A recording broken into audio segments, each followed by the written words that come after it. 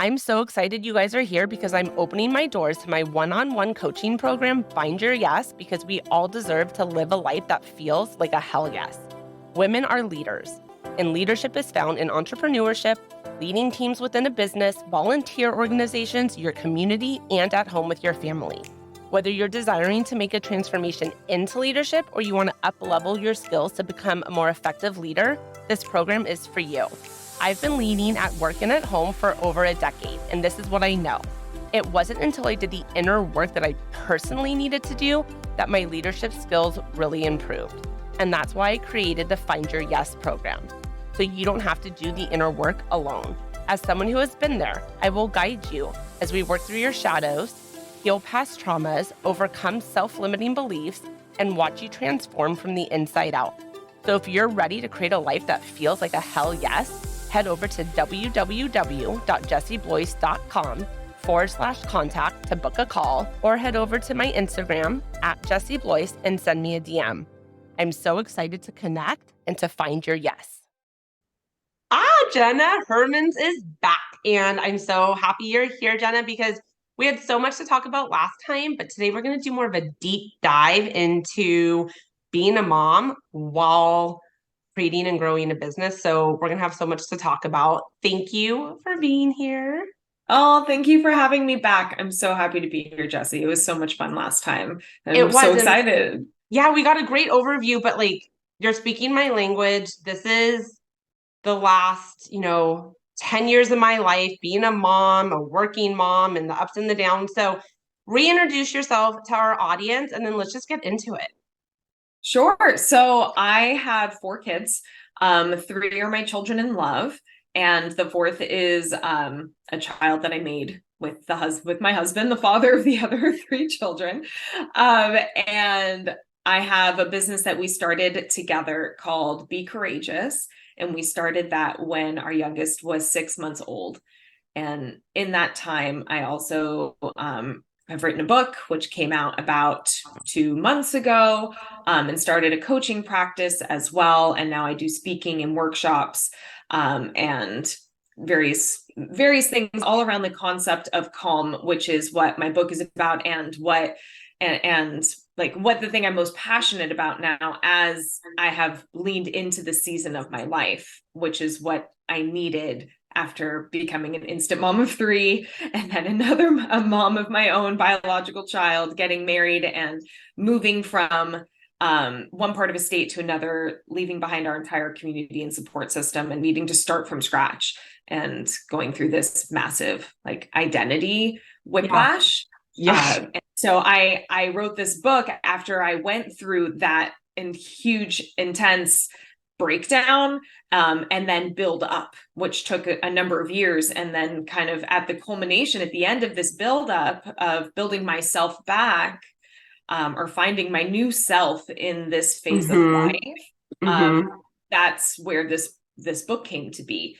And so this is now something that is just so important to me, and that I share, and that resonates so much with mothers, because we all have found ourselves in these areas of needing to reacquaint ourselves with us in our new identities. Yeah. Right? I'm 1,000%. I think that's been the last 5-6 years of my life, and I'm still there. What does this look like? So you mentioned kind of feeling like you needed the calm, and that's what brought you to start discovering this. I want to know where you were at in your life when you thought, this isn't working, and I need to find who I am and how to be the best version of myself. I want to know what was happening right before then that felt like something needed to change. Or how did you know? Or what was the moment? Yeah. So the moment was, I remember, because it was like lightning struck me, knowing you cannot continue like this. This is unsustainable, right? This is barely surviving. This is not okay.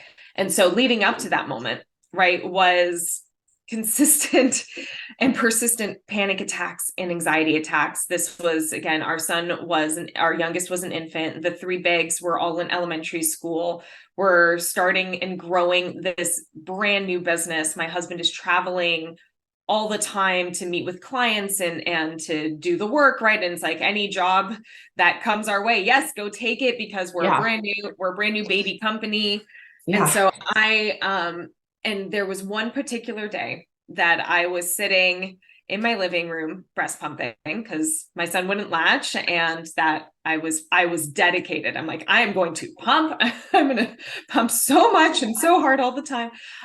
So in one of my bazillions of breast pumping sessions in the afternoon, the baby's sleeping. I'm also on my laptop trying to do work. The kids are about to come home from school, needing snacks and love and attention and homework help and all the things.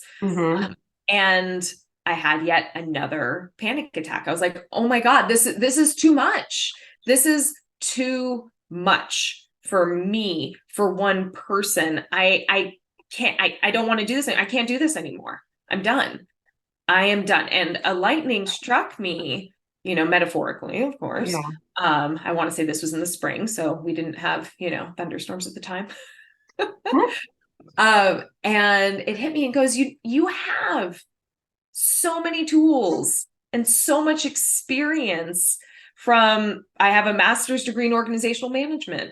I have a bachelor's degree in psychology. I have 15 plus years of human resources and culture building experience, right? And I can bring all of these things that I've done, that I've learned, that I've practiced, right? I even run a preschool for 5 years. Like, I know how to manage lots of human beings, young human beings in a space.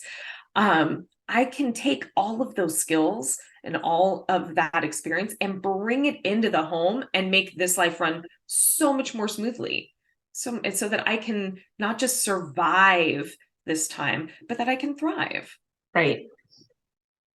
Doing what you do in the home, though, it doesn't always just easily transfer, right? Mm-hmm. So I'm a speech pathologist by trade, and my daughter has been in speech for years, and getting it to carry over at home is hard, right? We can't always just take the skills we have at work, and so it's a conscious decision, because when you get home, you're in a different mode, different mindset. Okay, so you're now deciding, I can thrive. I don't need to live like this. Something has to change, and I have been there. And I think we cycle through it, right? In life, there's other moments. You have that moment once, and then maybe a few years later, you have that moment again. Like, this isn't okay. This isn't what I want. Something has to change. Yep. As you started doing that, did you go into another go, go, go mode? This is what I have to change. This is what I have to do. Or did you kind of have any moments of surrender to something has to change? I have to let go. I have to let the cards fall, and I have to see how this can be better? Or did you go right into action mode, into what you wanted to do to improve things? Yeah. So at that moment, I didn't have the mental capacity to kind of, go to the balcony and do reflection and really mindfully approach this new transition that I wanted to begin. I went into activation, and what I did was kind of assess, what are my biggest stressors every single day? What are the things that if I change this one thing, there'd be a ripple effect, right? That would help support so many other areas that are stressors and pressures for me. And the first thing I did was implement meal planning, because every day, multiple times a day, humans need to be fed. And that was something I found to be incredibly stressful for me. Every day come 4:30, what am I going to make for dinner? What are we going to eat? What do we have? And so being able to take that one thing and say, all right, I'm going to weekly, right? I decided it makes sense to do it weekly. Also, that's how we did it in my preschool, and it worked so well. And it was like, of course. And that's when you look at meal planning, like anything online, it's like the easiest thing to do is weekly, because food goes bad if you buy too many perishables, before that. And you don't want to go grocery shopping multiple times a week. So, or every day. Or I I mean, didn't. I don't even want to do it once a week. It's one of my least favorite activities, Oh yeah, but no, it not a has to fan. happen. Yeah. Exactly. Uh, So I decided, all right, we're going to start doing meal planning and getting everyone on board for this. I asked all the kids, all right, what do you want to have for dinners? For the next 7 days, we're going to plan out our dinners and what are the breakfasts that you enjoy having. Make sure that we have those things around and lunches, like that we have the staples for more consistent breakfasts and lunches, which don't need as much variety because you want the kids to be able to eat it and you're not there. And it's like, I want you yeah. to eat the thing. So sometimes consistency is just key for those. Yep. But for dinner, I'm like, what do you guys want to have? What can I make? And then writing those things down, writing a grocery list against that, or seeing what we already have. What else do I need to get? And then every day come 4:30, instead of like, oh my God, what do we have? What am I going to make? What are we going to do? I'm so stressed. It was, I know what I have. I know I already bought everything that what else we need. And I can just activate. I know we're having, tacos tonight. Great. I'm going to make the thing, boom, easy. I don't have to think about it Mm-hmm. anymore. And that rippled out into so like that helped so much that the calm just started, that opened up space, right? That created space for then the next thing. What was the next thing that I could do? And then that created more space. And then kind of layer by layer, bit by bit, like brick by brick, building this infrastructure that supported calm versus Uh-huh. chaos. Uh-huh. Did you see, I mean, or how long were you implementing these brick by brick um actions for it to penetrate into the kids? Did you see them calm as well from your calm?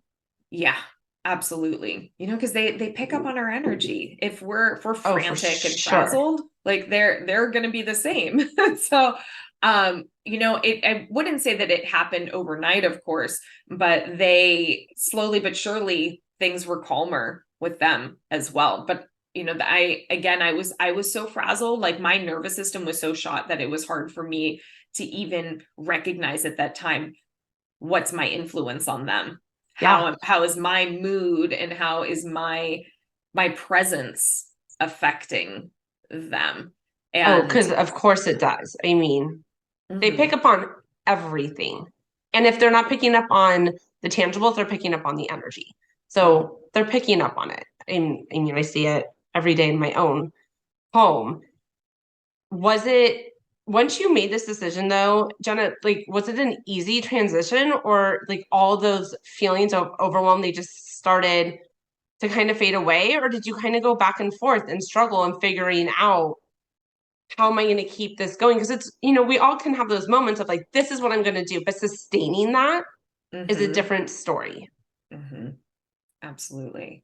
Yeah, and that's where and I talk about this in the book. The first chapter is efficiency and the second is habits. So how do you first, right, decide how am I going to make this life run more efficiently? What am I going to do, like the meal planning? And then how do you make it a habit so that then it's not that continuous effort and that drudge of going through the mud. I need to do this thing, I need to do this thing, and I need to do it in this way. And that it's so it actually requires so much more effort because you're like, Mm-hmm. I know this is good for me, but oh, like I have to really force myself to do Yeah, it it. doesn't feel natural. It feels Mhm. like a lot of work. Yeah. And Yeah. so against that, where I say like bit by bit, piece by piece, it's really implementing what one at a time and feeling like, okay, that's solid now. That is So when solid. you say one at a time, is that like one per week, one per month? Does it? I think that's individual, right? So like for meal planning, we did that for, I want to say for 2 or 3 weeks. And I'm like, oh, this feels consistent. This feels Mm-hmm. good to do this. Now let me layer in something else that'll make me feel good. Because by adding too many things at once, right, we're setting up we're setting ourselves up for failure because we can't add Yeah.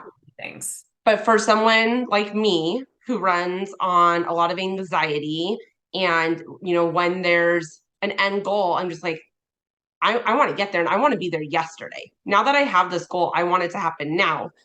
when you're working with people and you're talking to them about this implementation, there has to be some other, I mean, self-care practices, call it what you want, but other ways someone can manage their own overwhelm, especially if there's someone like me that wants it to happen now. I don't know if I would be like, okay, I'm going to do meal prepping for 2 weeks and I'm going to just let it be that, and I'll get to the rest of it later, right? How do you help people when they have that push mentality to take on so much and want it to happen so fast, to allow the process to unfold naturally? Because when we push too hard, it falls apart. Yeah. And that's the question I ask you. I would say you're this personality, right? You're a person who's like, you see what you want to do, where you want to go, and you want to get there as quickly as possible. How's that worked for you in the past? What was your success rate on that? Right? It's like, most likely, like you're saying, for you, you've noticed this for yourself, like it doesn't go well. It doesn't end well. You end up back where you started, with nothing being implemented, with nothing having been where you want it to be. So, and I would say, like, here's the thing, Jessie, try it differently and see what happens. Because you know what? If it doesn't work, you're no worse off than you are right now. And if it does work, then look at that. It's working. And things don't come easy, right? It takes hard work. It takes going outside of your comfort zone to get to a place you've never been before. Right.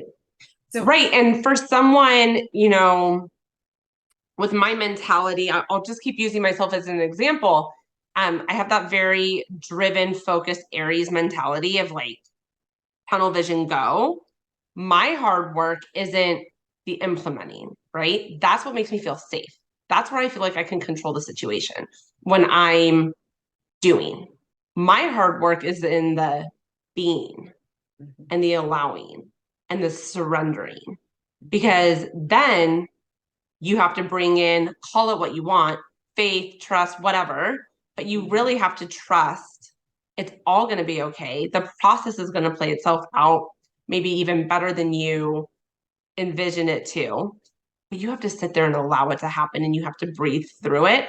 For some of us, that might feel like, okay, cool, I can do this and it's slow and I'll slowly implement. And for others, that's out of the comfort zone. The comfort zone is what's next, what's next, what's next. Distract me from everything else happening in my life, because I'm going to keep climbing and creating and doing and controlling. But so I guess my point in this is we all don't have the same hard. What's my hard is someone else's comfort. Where I feel comfortable might feel exhausting to somebody else, right? It's finding what you need to work on to feel better. And then when you feel better, that penetrates through all aspects of your life. Because if there were, then everyone would be doing great. We would have no more personal development, right? Right. It would cease to exist. Absolutely. Did you find, Jenna, as you went through this transition and implementing these new, I guess, methods or ideas into your life, personal development kind of accompanied that role or that path for you? Oh, 100%. Yeah, I've always been an avid reader. I love to read and I love to consume information. So a big part of that was working on my mindset and bringing in more of that personal development, right? So I was reading lots of books around meditation. I was reading books about psychology. I was reading books about trauma. I was reading, like, you name it, I probably read something about it, right? In terms of the concept of the overarching umbrella of personal development. Yeah. Because there's so much out there. And again, it's not a one size fits all. And the way that I see personal development is also when it comes to consuming, you know, these different doctrines and these different ways and, you know, these different styles, is that to take what resonates and leave the rest, and then get that variety, right? Get the variety, try and be exposed to so much. And take what works from all of them, Right. because they all Right. have different things that will resonate differently with us. And so, yeah, I was in massive consumption mode when I finally got to that point where I was able to, because that's something that I knew I wanted to bring back into my life, was reading, because I had pretty much almost stopped, or I was just reading books about like how to raise a baby, right? And like the wonder weeks and bringing up baby and all that stuff, right? And like, you know, when it came down to it, I'm like, oh crap, potty training, all those things. But I was like, no, I want to read books that make me think, that bring in different tools for myself on how I can approach my life, and then also how I can support my kids, my clients, my community. So yeah, personal development. What did you end up deciding to implement for you? But I do want to say, I love how you said pick what works for you, because journaling is not going to work for everybody. Meditation is not going to work for everybody. Personal development, self-care is so unique. And I feel like it's kind of, you know, the buzzword right now is all this personal development and this self-care. And there's so many shoulds. I should meditate. I should journal. I should work out X amount of days a week. But then it's not self-care anymore if you're shitting it on yourself. Right? So what did you find resonated for you? So over the course of all of this, right, in retrospect, as I reflect upon what worked and what I have also found that have worked for my clients, and like, what are those basics, right? Like, what are the basics that when these are done, you feel like, okay, I can go off of that. Like, I feel foundationally set with my self-care and my personal development, or feeling good inside myself. And those basics, I love it. I came up with this acronym called CHEER. And the C stands for, and there I also refer to them as the brilliant basics, right? So it's the brilliant basics, the most unsexy list that has ever existed, but it's exactly that, because they're so basic, but we forget to do them. We forget that these are important as human beings and as busy people who are caring for other people all the time. We make sure that they have these, but we're not doing it for ourselves. Right. All right. So I've talked so much about them. Now I'm going to say what they are. Yeah. What are they? I want to know. Okay. So the C, which is actually my favorite, I'm going to say for last. So my acronym is not perfect because the C is not last, but what words end in C? Like literally none. So the H, sorry, I'm remembering spelling again. We're all learning here. H stands for hydration. Okay. Just like a plant, right? We need to hydrate to grow our cells. We're somewhere between 55 and 80% water, depending on our size and if we're woman or man, you know, et cetera, all the sciencey things. We are majority water in our bodies. We need to hydrate so that we can do all the things, right? Yeah. Hydration. The second one, in the same vein, eating well. What are you feeding yourself, right? Making sure you're getting those consistent meals, that you're giving yourself nutrition, all the different vitamins and minerals that come from varieties of foods and things, and just taking care by putting energy in our body. Yeah, the right energy. Yeah. The right energy, right? Because there are foods that definitely give us really good energy and others that will zap our energy. Yeah. So and then the second E in cheer is exercise. But really comes down to just movement, joyful movement, getting the body moving. It doesn't have to mean going to the gym, signing up for yoga, Pilates, HIIT exercises, CrossFit, whatever. It could be dancing, could be going for a walk, but getting your body moving, because natural endorphins and dopamine and serotonin, all the happy hormones, right? Yeah. And it also, like, that as human beings, as we know, like, historically, from being hunter-gatherers and all the way through, like, we need to move. This is a part of the human existence. We need to eat, we need to move, we need to drink. Okay. R, rest. Yeah, I thought. Rest, sleep. Yeah. I know, I hate it and I love it all the same time, right? I mean, I love to sleep. And it's just, it's so important. Hmm. So important. Our kids have bedtimes. Why don't we have bedtimes? When I started my own bedtime, game changer. I was like, put the kids down. I have, depending on how long I put them down, hopefully I get them down, at a consistent time every day. And I have this much time to do my stuff before I go to bed. I Yeah. need to, so that I can show up the next day and be working with a full deck, right? Or as much as I Uh-huh. can, because, kids wake up in the middle of the night and they need a thing, but to try to Yeah. get as much consistent sleep as possible.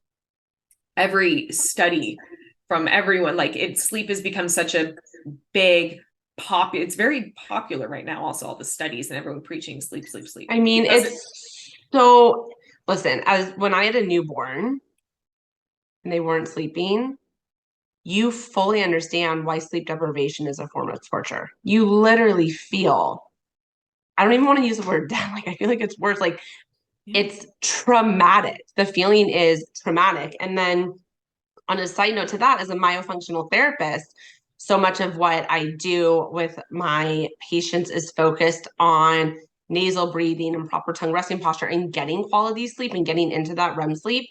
And when we don't, it negatively impacts us. It's not just feeling tired. Mm-hmm. It can present in so many harmful ways. Sleep Mm-hmm. is so important. So that's a whole other Yeah. topic. But yes, it's not just you're going to feel tired and you're not going to be your best self. It's so much Mm-hmm. bigger than that.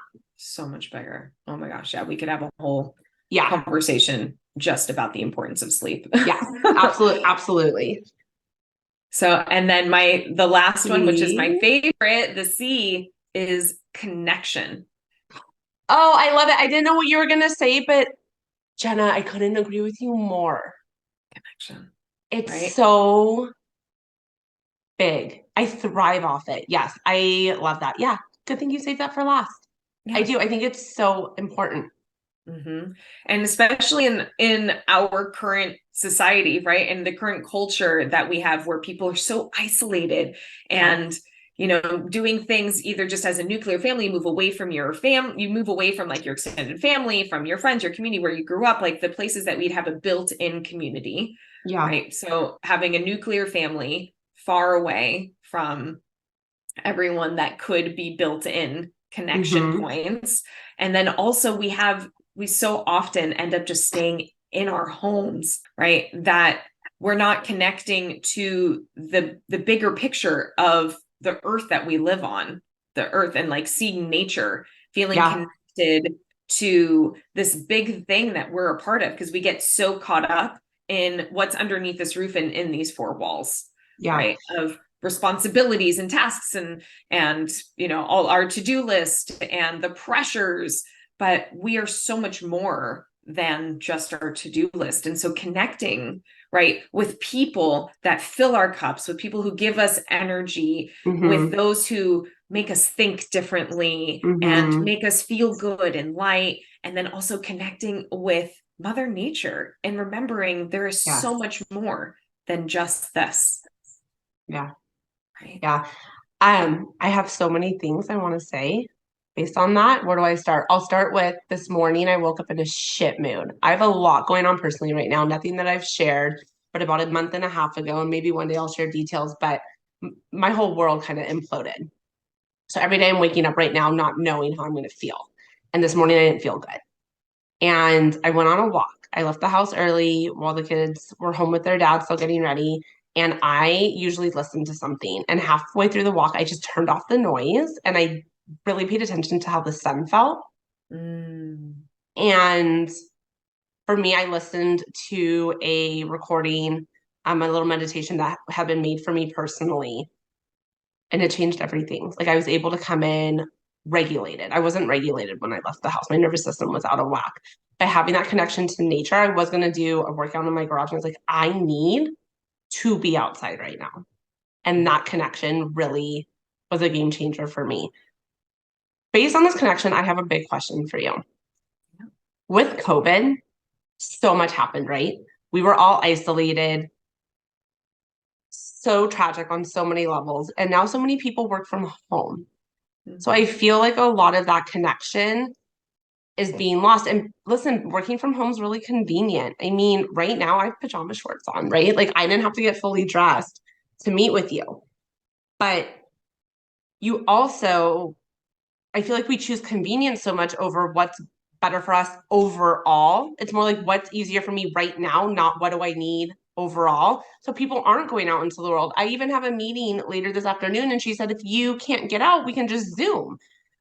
And I thought she's someone I might bring on into my company for various reasons. And I thought, no, no, no, let's meet in person. Like, I want to feel your energy. It's Yeah. just different. People are doing therapy over Zoom and coaching over Zoom. And I know it allows a lot more accessibility to people that aren't near you, but it feels different. And I don't think you get connection.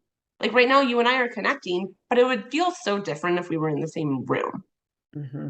How have you watched the way people connect over the past 3 years alter people's overall well-being and mental health? People's well-being and mental health have plummeted. Yeah, Plummeted. yeah. Truly. I did a workshop at, I want to say it was in 2021. It was like June-ish 2021. And it was called How to Mindfully Transition, post COVID. How do you go from this environment if we are all inside, everything's on Zoom, disconnected, And right? scared of everyone, right? Like, oh, Oh everyone's yeah. scaring us. Mm-hmm. And how Yeah. do you mindfully transition to a post COVID environment, right? And a big part of that was talking about what are your values, right? Because there was so much more space to reflect on interactions, relationships when you're not kind of forced to be around the same people all the time, right? That Mm-hmm. don't live under your roof, of course. But like people that you're friends with that you would just automatically spend time with because, your kids go to the same school. So you just talk and then you're like, you go get coffee later or whatever the reason, right? Like people that you have in your world that Mm-hmm. didn't actually benefit you, and then we're realizing, wow, I have these huge gaping holes of I don't have people that I really feel connected to or supported by. And I want that in my life. I want to be able to call someone and for them to know me and to hear me just as I am, right? And Yeah. that was something that really came out of that workshop in this time of the value of having the right community around us, the right people that make Mm-hmm. us feel good and being with them, being physically with them. Because it was great that we could have Zoom dinners with family and friends, right? Put the Oh my computer at gosh. the end of the table. I Remember think that? I blocked that out. Yeah. Oh, it was so awful. Watching my daughter do recess online via Zoom in Oh kindergarten, I think was my one of God. the saddest moments I experienced. Yeah, Yeah. like it's just all of it. So And awful. I mean, us, we all have Zoom and screen fatigue, right? Hmm. From that time of like, just, I don't want to do any more Zoom catch ups unless Yeah, this is the only way we can do it because we're not near each other, right. right? And Yeah. so, what I've noticed, and then what society noticed as well, right? Because I think it was in May, it was, what is it? Depression is now an epidemic in our country. Yeah. And I truly believe that stems from isolation, that stems from lack of connection to people, connection to nature, connection to the importance of being a part of something that's bigger than you and getting energy from more than just, again, these four walls. Yeah. Yeah. I think it really, going out and getting that connection now takes more effort. Mm-hmm. And I think it is human nature to want to do what's easy. And seeking out a lot of that connection is not the most convenient. But it makes complete sense that depression is an epidemic right now. Even when we are out in society, it still has a different feel. People are still coming down from the last 3 years, and there's a different energy. I think people are just a little more tense and on guard and sad and frustrated, and that comes out in how they're interacting with others. I mean, I see it on a regular basis. It's just a huge problem that hopefully slowly gets solved. But I think, that face-to-face interaction is so important. And you talked also about making sure it's the right people. I mean, that's really important and really specific and tricky. I think it's getting to know who you are and what actually fills you up, not what you want to fill you up, but what actually feels good to you.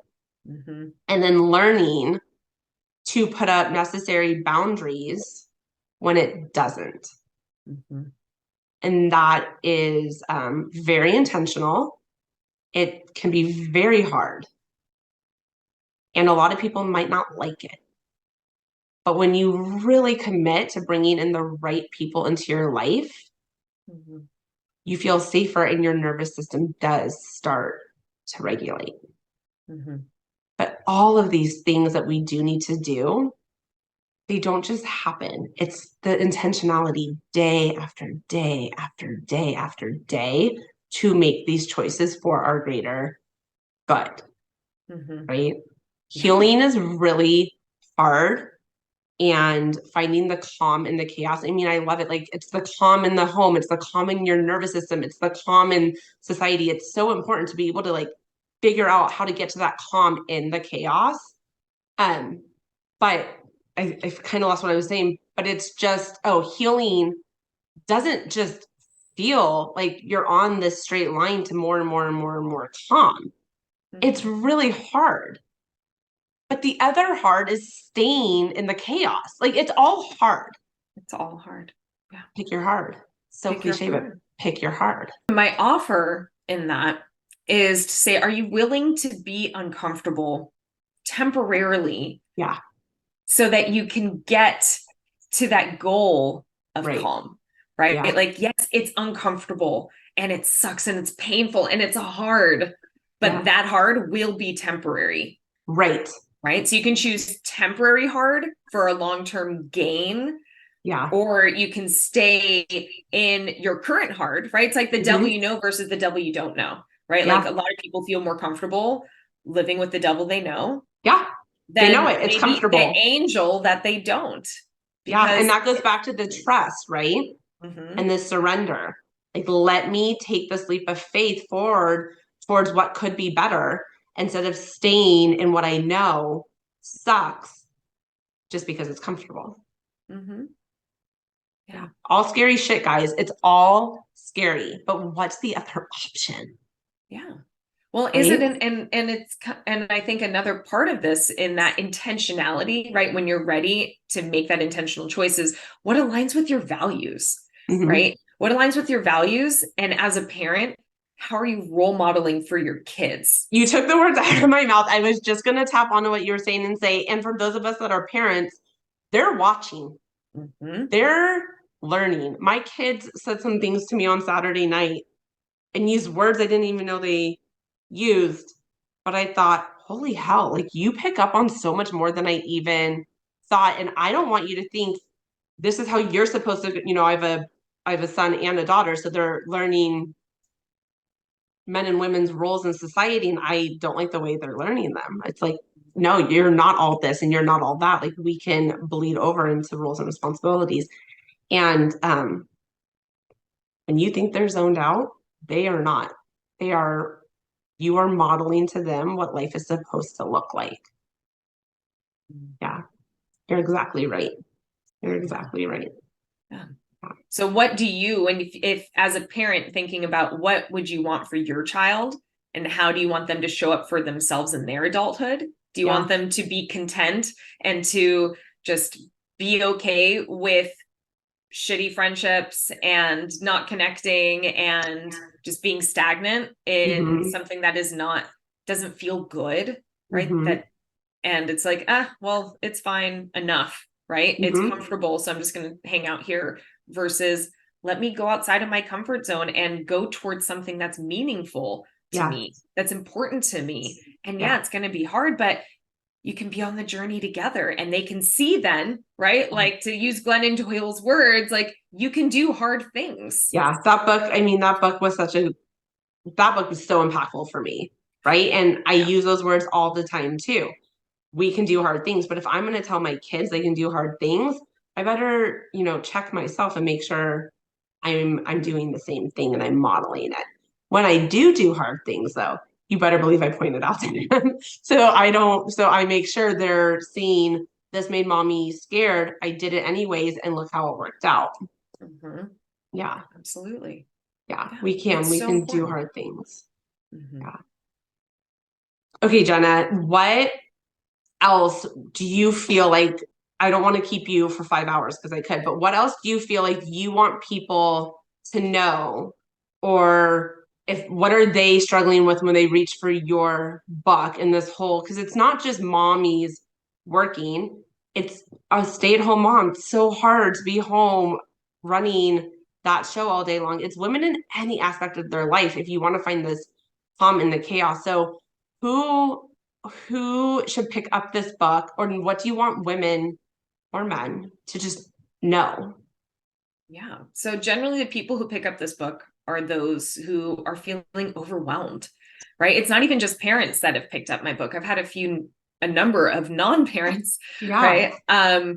Come to me and say, I really got so much out of this book because it's not just for parents, it's for humans. Yeah. It's for humans. But I'm a mom.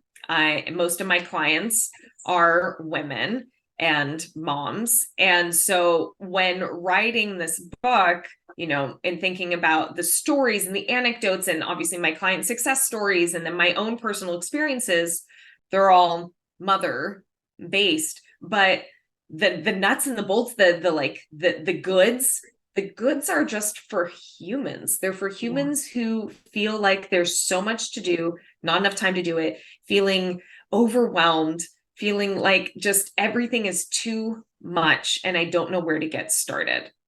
That's Mm-hmm. and that's where who this book is for, and those are the people who are coming and getting the That's book. great. So it's really helping people know how to take that first step.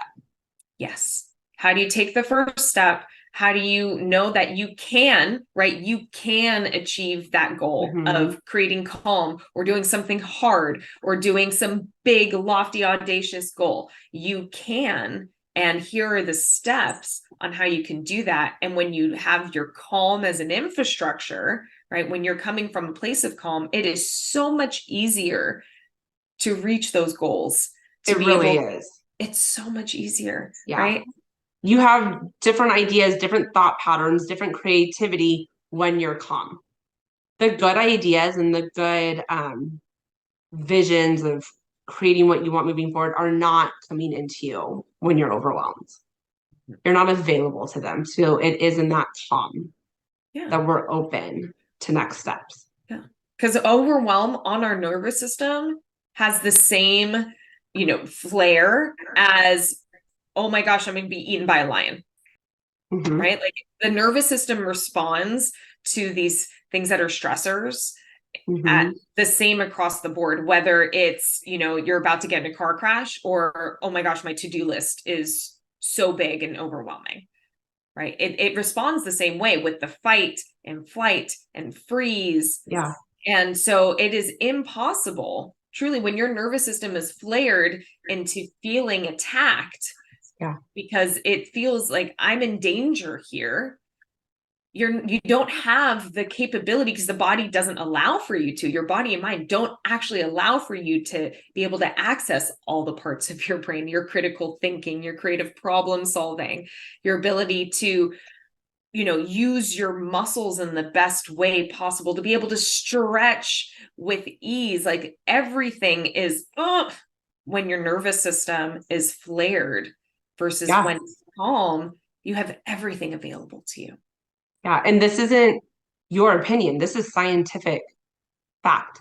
Yeah. It really does prohibit us from creating the world that we could have when we're stuck in that fight, flight, or freeze. Absolutely. I love that you wrote the book because as someone who spent a lot of years in fight, fright, or freeze, I don't know if I said that right, guys, but you know what I mean. When you're in it and you don't know there's another way, you don't even know you're in it. It's just your natural state. To get out of it is hard, right? Because you have to be in calm to come up with these ideas. So with your book, people don't have to come up with it by themselves. They don't have to do it alone. Here you go. Here's a guide. Don't white knuckle it. Don't do it alone. Let others help you. Reach out, whether you want to reach out for coaching or you want to grab the book or you want to listen to the podcast. We don't have to do things alone. And when we try to, it doesn't work as well and it takes longer and it feels yucky.